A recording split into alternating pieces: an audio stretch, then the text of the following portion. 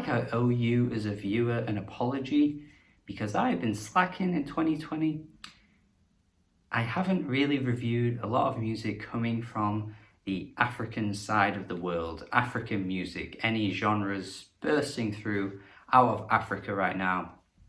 I've not touched them. It's a bit of a broad term, obviously, because Africa is an entire continent and you can't really just label music as African, because you wouldn't do it, you know, with like a musician from the UK and be like, that's a European artist, that's a European music, because that's just not a thing. However, last year, particularly on this channel, I was finding all kinds of different variations of music coming from African artists, different places in Africa, West Africa, North Africa, you know, all those kind of different areas bursting through with different genres, different music scenes that were just not really getting touched upon anywhere. It's kind of crazy how music publications will, you know, take it upon themselves to brand their style as being like, you know, we're the place to find music.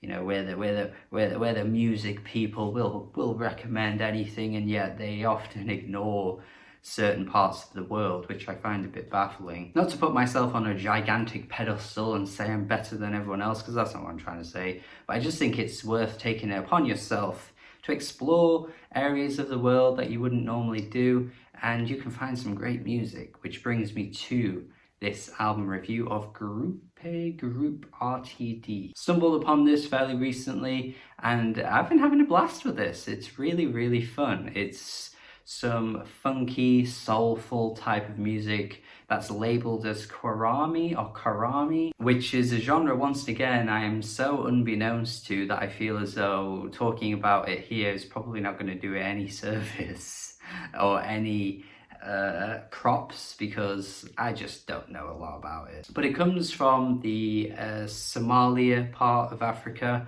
and this artist here is actually from a country named Djibouti, which borders Somalia. So of course there is a bit of a crossover in terms of the styles that they're using here. And it's just really, really fun, celebratory music from start to finish. The instruments on this album are so bright and shiny that you can't help but just have a huge smile on your face whenever you're listening. The vocals are so bold, coming from the male vocalist and also the female vocalist. I actually slightly prefer the female vocalist because I think what she brings on the first two tracks is really quite cool. The way she's singing has this strange sort of inflection to her voice, but it just has this massive amount of character that once again just makes you want to get up and dance. Like I say, the instruments are fantastic throughout. The saxophone generally shines through on these tracks. It actually reminds me of listening to some like Afro-Cuban jazz, which I know isn't really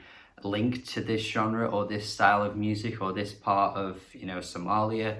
But I do feel like I'm listening to Orchestra Baobab at points with just how infectious they put all of these different instruments together, and it just creates this really cool musical event. Because that's what I like about this album. It feels like a huge party, a huge event where people are just getting together on the streets and having a great time. And that's something I really love about finding music like this, which is why I always try and implore people to do it as well, because you don't hear this in the UK. Like, you would never hear this make it into the charts or even on the radio, because it's just so far removed from our culture that there's nothing really that we do here musically that really attempts this kind of idea or this sound. And yet I find myself having such a great time with this album because it just transcends culture, really. These tracks are bustling, they're just bustling with so much joy and happiness. It's so hard not to get into the grooves and the rhythms. I don't really feel like there's a great amount of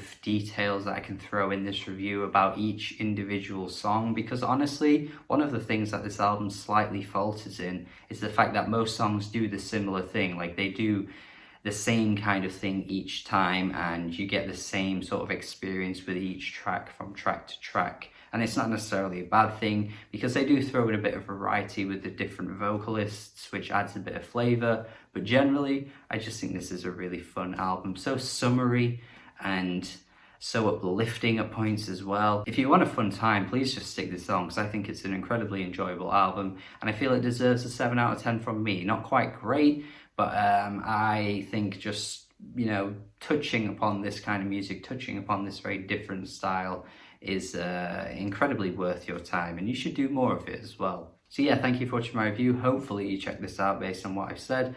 Let me know in the comments if you have already. Let me know. Have a good day. Subscribe if you haven't as well. Goodbye and goodbye.